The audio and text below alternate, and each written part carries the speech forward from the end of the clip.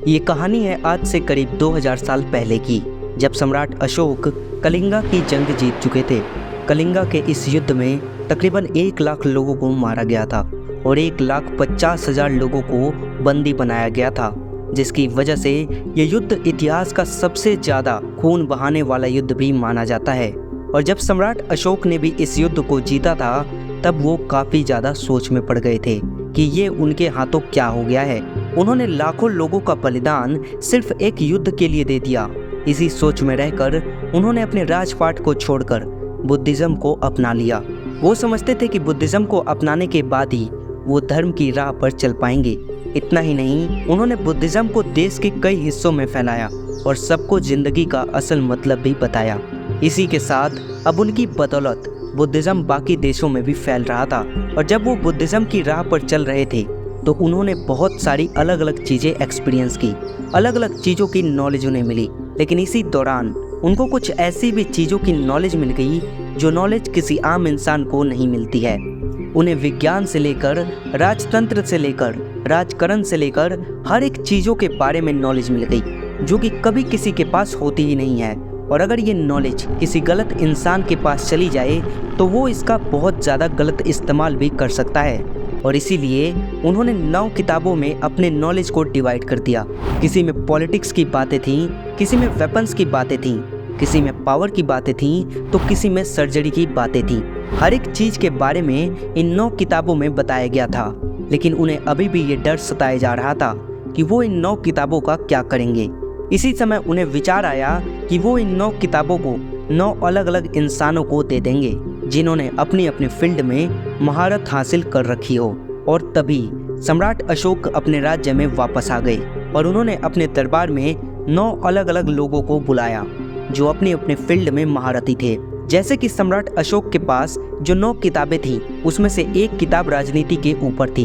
तो ये किताब उस इंसान को दिया गया जो राजनीति में सबसे बेस्ट था, जो इसकी अच्छी समझ रखता था। इसका मतलब जो अपने अपने फील्ड में बेस्ट था, जो इस किताब को डिजर्व करता था, उन 9 लोगों को ये 9 किताबें दी गई थी। और उन्हें बताया गया था कि टाइम टू टाइम अपनी मृत्यु से पहले आपको ये किताब किसी अगले इंसान को देनी पड़ेगी, ताकि वो आगे इस दुनिया में उसको ले जा सके, इसकी लेगेसी को मेंटेन कर सके। और इसका सबसे बड़ा सबूत है अशोक चक्र, जो कि हमारे इंडियन फ्लैग में दिखता है। लेकिन इसके साथ ही ओडिशा के सन टेम्पल में आपको यहाँ पे एक चक्र दिखेगा। ये जो चक्र है, ये कहीं ना कहीं 9 अननोन मैन से जुड़ा हुआ है।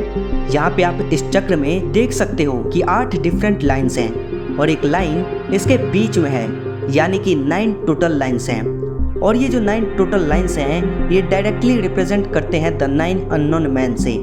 और जो बाकी लाइन्स हैं, ये उन लोगों को रिप्रेजेंट करती हैं जिनके पास ये books time to time pass out हुई है। लेकिन ये बुक्स उस टाइम पर किन किन लोगों को दिया गया था, आइए ये भी जान लेते हैं। तो सबसे पहले नाम आता है चाणक्य, जिन्हें फादर ऑफ मेडिसिन भी कहा जाता है। तो सीधी सीधी बात है कि उनके ही हाथों में मेडिसिन की किताब दी होगी।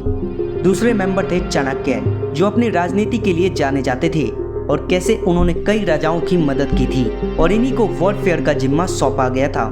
तीसरे मेंबर थे सुश्रुता, जिन्हें फादर ऑफ सर्जरीज भी कहा जाता है और इनको चाणक्य की तरह ही मेडिकल ज्ञान वाली किताब सौंपी गई थी। चौथे मेंबर थे आर्यभट्ट। हालांकि ये सम्राट अशोक के समय जिंदा नहीं थे, लेकिन बताया जाता है कि इन्हें एस्ट्रोनॉमी और मैथमेटिक्स की जिम्मेदारी दी गई थी। पांचवें मेंबर थे नागार्जुन।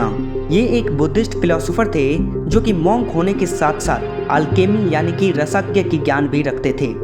छठे मेंबर थे पतंजलि। इन्होंने दुनिया को योगा से मिलवाया और वो प्रैक्टिसेस आगे भी लोगों को मिलती रही, इसीलिए इन्हें उसी किताब को दिया गया था। सातवें मेंबर थे वराहमिहिर, जिनको सम्राट अशोक ने एस्ट्रोलॉजी की किताब दी थी। आठवें मेंबर थे विष्णु शर्मा। इनकी बदौलत इस दुनिया में पंचतंत्र की किताब आई थी, जिसमें जानवरों की कहानियां बताई गई थी, इसलिए उनको साहित्य को आगे बढ़ाने के लिए ये किताब दी गई थी। आखिरी और 9वें मेंबर थे बोधिधर्मा। ये ऐसे मॉन्क थे जिन्होंने जैन बुद्धिज्म को चाइना में इंट्रोड्यूस किया था और इसी तरह सम्राट अशोक ने द 9 अननोन मैन की शुरुआत करी थी। और इनका रियल नेम क्या था, ये किसी को नहीं पता। और इसी वजह से आज भी लोग इस सोसाइटी को द 9 अननोन मैन के नाम से जानते हैं। लेकिन ये जो 9 अननोन मैन की थ्योरी है, ये इस दुनिया में सामने आई कैसे? तो कहा जाता है कि साल 1923 में टैलबट मुंडी नाम के एक ऑथर ने एक बुक निकाली थी द 9 अननोन मैन के नाम से, और इस बुक में उन्होंने खुल के कह दिया था कि द 9 अननोन मैन जो कि इंडिया में थे वो एक सीक्रेट सोसाइटी थी। लेकिन इनके पहले भी एक ऑथर थे जिन्होंने इस सोसाइटी का जिक्र अपनी किताब में किया था।